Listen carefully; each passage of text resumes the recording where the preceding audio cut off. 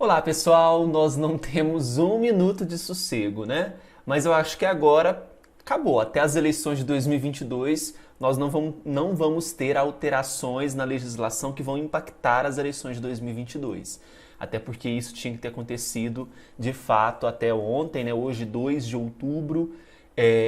Lembrando que o princípio da anualidade rege o processo eleitoral, então qualquer alteração que altera o processo eleitoral tem que entrar em vigor até um ano antes da data das eleições, e as eleições do ano que vem acontecerão em outubro, se Deus permitir, né?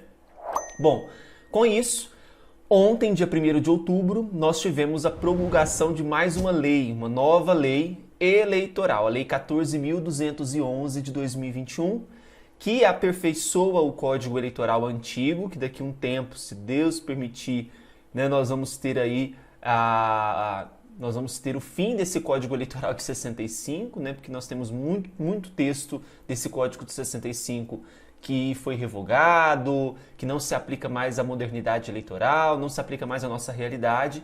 Então o Código Eleitoral, o novo Código, está em trâmite agora no Senado. Vai depender agora da boa vontade do Senado discutir os pontos, né, enterrar aqueles pontos que não nos ajudam em nada no processo eleitoral. Então vai depender agora do Senado partir para os trabalhos, né? Mas o novo Código Eleitoral, ele não vai entrar para as eleições de 2022, né? Só para 2024, porque ele será votado depois, dentro do período que antecede as eleições, dentro de um ano que antecede as eleições. Portanto, não pode se aplicar às eleições. Essa Lei 14.211, que eu vou discutir com vocês aqui, basicamente, ela aperfeiçoa o Código Eleitoral, porque com a Emenda Constitucional 97 de 2017, vedando as coligações proporcionais, tanto a Lei das Eleições quanto o Código Eleitoral ainda mencionava coligações proporcionais, né? E a gente sabe que as coligações proporcionais foram enterradas de uma vez por todas nessas últimas discussões na Câmara dos Deputados e no Senado Federal. Pois bem, então nós temos o aperfeiçoamento, nós temos mudanças em relação à distribuição de cadeiras, nós temos um afunilamento na competência do TSE, mas sem mais delongas, vamos para as discussões? Gostaria também de pedir que vocês me seguissem no Instagram, @professorbrunoeleitoral, diariamente tem informações eleitorais para vocês, tudo bem? Então vamos à nossa primeiro apontamento. Nós tivemos uma inserção no Código Eleitoral do artigo número 23A. Olha só o que diz esse artigo 23A. A competência normativa regulamentar prevista no parágrafo único do artigo 1º do Código e do inciso 9, né? A gente fala nono, do caput do artigo 23, restringe-se a matérias especificamente autorizadas em lei, sendo vedado ao Tribunal Superior Eleitoral tratar de matéria relativa à organização dos partidos políticos. Então vejam só um afunilamento aqui na competência do TSE. Restringiu ao TSE, no âmbito dessa competência normativa regulamentar, né, que é uma das funções da Justiça Eleitoral, a função normativa, de que o TSE ele não pode tratar de matéria dentro dessa competência que se relaciona à organização dos partidos políticos. Aqui vocês vão lembrar que o partido político ele é regido por um princípio, que é o princípio da autonomia partidária. Professor, mas o que diz, né? Porque eles não foram revogados, o artigo 1º e o inciso 9 do artigo 23. Basicamente, no parágrafo único do artigo 1º, trata, deixa eu aumentar aqui a tela para vocês, o Tribunal Superior Eleitoral expedirá instruções para sua fiel execução, e aqui nós temos no âmbito das resoluções, não é mesmo? E que compete privativamente ao TSE expedir instruções que julgar convenientes à execução deste código. Então, no âmbito desta competência, não pode o TSE tratar de matéria relativa à organização dos partidos. Ok? Primeira mudança, check.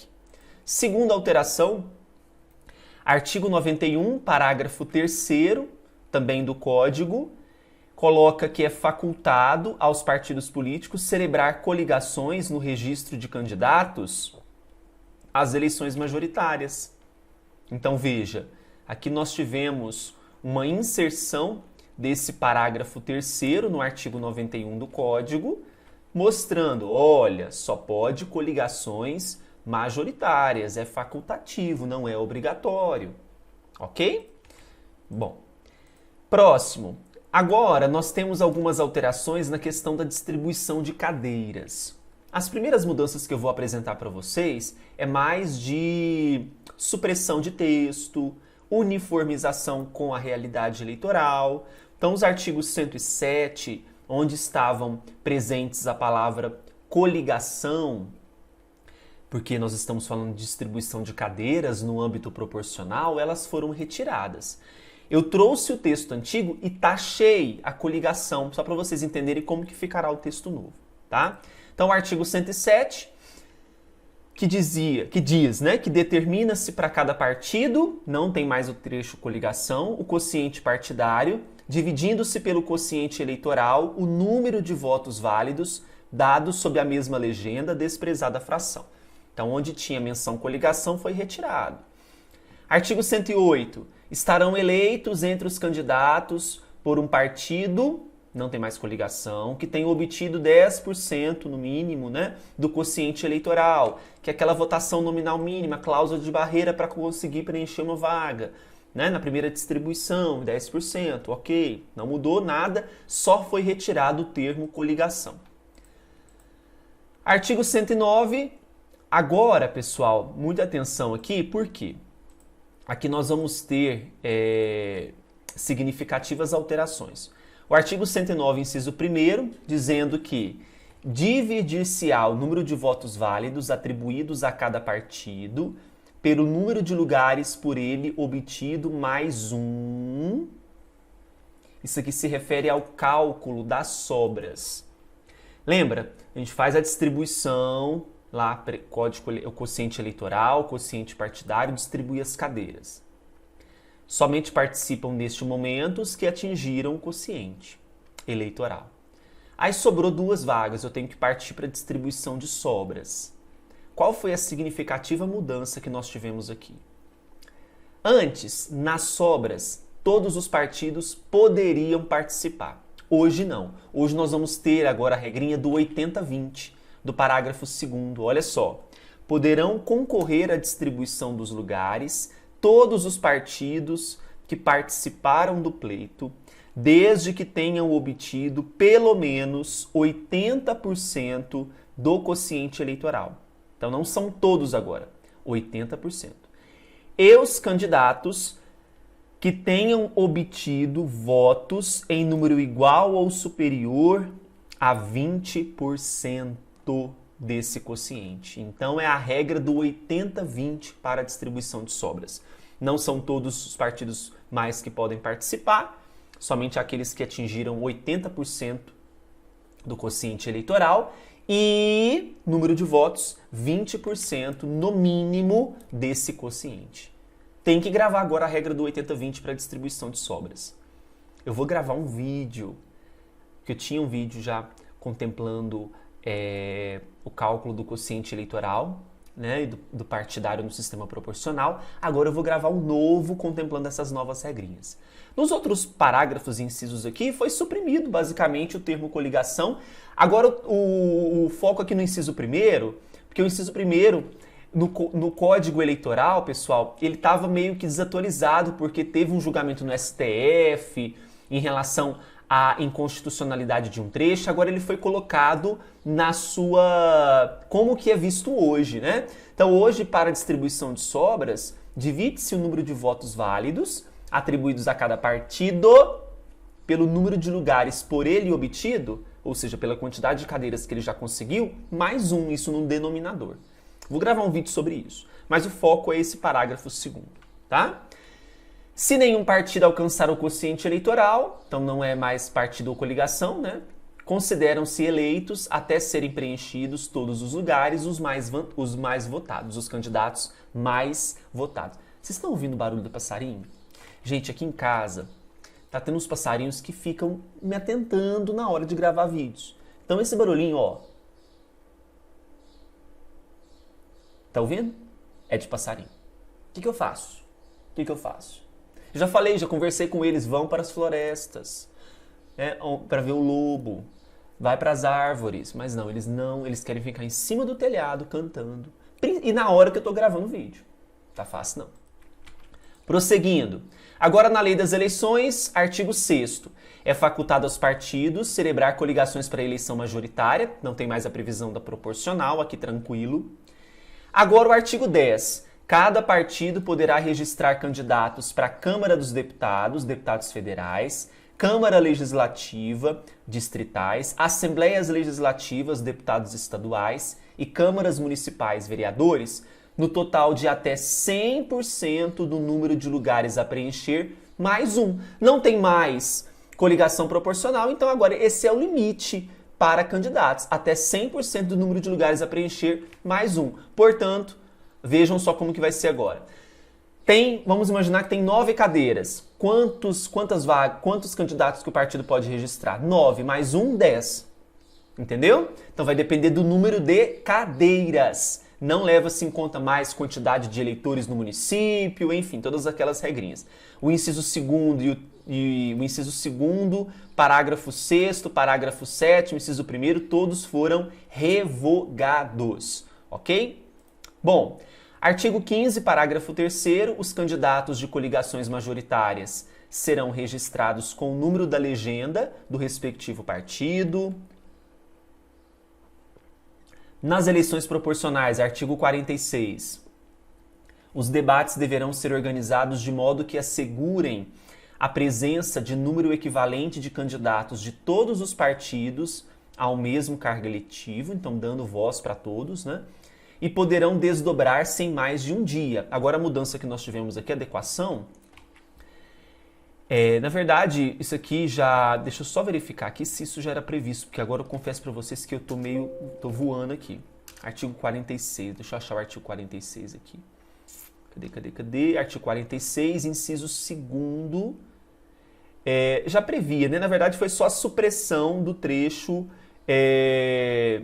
nas eleições proporcionais, os debates poderão desdobrar-se em mais de um dia, deverão ser organizados de modo que assegurem a presença do número equivalente de candidatos de todos os partidos que concorrem ao mesmo cargo eletivo, respeitada a proporção de homens e mulheres estabelecidas no parágrafo 3º do artigo 10 desta lei. Então, olha só, o que acontece? No trecho anterior, antes da mudança, nós tínhamos que nas eleições proporcionais os debates poderão desdobrar-se em mais de um dia e deverão ser organizados de modo que assegure a presença do número equivalente, blá, blá, blá. Agora nas eleições proporcionais, os debates deverão ser organizados de modo que assegurem a presença de número equivalente de candidatos de todos os partidos ao mesmo cargo eletivo, né? E poderão desdobrar-se em mais de um dia, respeitada a proporção de homens e mulheres estabelecida no parágrafo 3º do artigo 10 dessa lei. Na verdade, houve apenas uma inversão aqui dos trechos, né? Nada de mudanças significativas. Parágrafo 5º, para os debates que se realizarem no primeiro turno, serão consideradas aprovadas as regras, inclusive as que definirem o número de participantes, que obtiverem a concordância de pelo menos 2/3 dos candidatos aptos, no caso de eleição majoritária, e de pelo menos 2/3 dos partidos com candidatos aptos no caso da eleição proporcional, ok? Aqui também nós tivemos uma adequação, uma inversão textual aqui, para se adequar às regrinhas gramaticais, né? A concordância, enfim. Então, lembrando, concordância de pelo menos 2/3 dos candidatos aptos, no caso de eleição majoritária, e de pelo menos 2/3 dos partidos com candidatos aptos, no caso de eleição proporcional. Antes era 2/3 dos partidos ou coligações, agora somente partidos, né? Como a gente já sabe. Artigo 47, parágrafo 2º, inciso 1º, é a próxima regrinha, que trata sobre a propaganda no rádio e TV. Diz o parágrafo 2º, inciso 1º, que 90% do tempo distribuídos proporcionalmente ao número de representantes na Câmara dos Deputados, considerado, no caso de coligação para as eleições majoritárias, não tem mais proporcional, o resultado da soma do número de representantes dos 6 maiores partidos que a integrem. Então o texto ele foi aqui totalmente adequado, adaptado às mudanças que nós tivemos nos últimos anos em 2017 na verdade, né, em relação à coligação proporcional, à vedação de coligação proporcional. Espero que eu tenha ajudado vocês, curtam esse vídeo, se inscrevam no canal, até o próximo vídeo.